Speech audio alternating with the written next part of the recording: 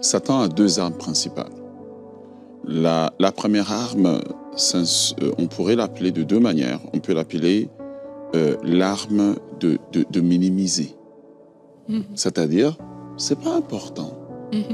Et donc, comme je ne pense pas que c'est important, je ne m'arrête pas pour y penser. Je subis. Exemple, nos finances sont importantes, donc dans la journée, je veux penser comment je vais payer mes factures, etc. Et voilà. Mais tandis que dans le domaine de pensée, Satan va nous convaincre que c'est pas important, c'est juste une pensée.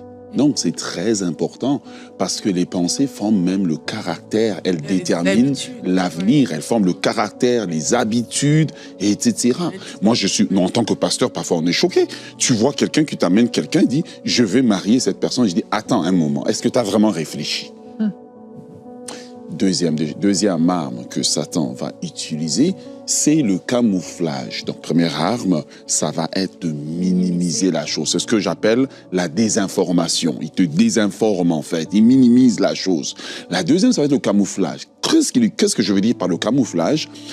Quand il va parler, il va te parler, il va utiliser ta voix, il va parler au jeu. Je suis nul. Non, c'est lui qui te dit que tu es nul. Vous voyez, quand Dieu nous parle, Dieu va nous parler en disant « Tu es une créature merveilleuse ». Vous voyez? Mais lorsque Satan va parler, Satan va prendre ma voix. Parce qu'il sait que si je découvre que c'est sa voix, je vais automatiquement résister. Et donc, il vient avec sa voix. Ou quand on était plus jeune, ben, il a utilisé la voix d'un parent, etc. Mais quand on a grandi, ben, on n'est plus comment on dit en anglais, aware. Conscient, voilà. On n'est plus conscient.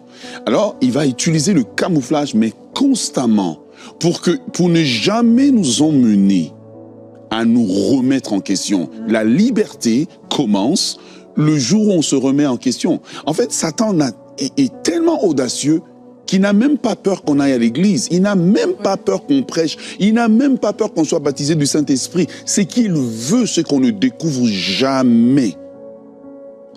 Que c'est lui qui est en train de diriger nos pensées. Le jour où on le découvre, la liberté commence.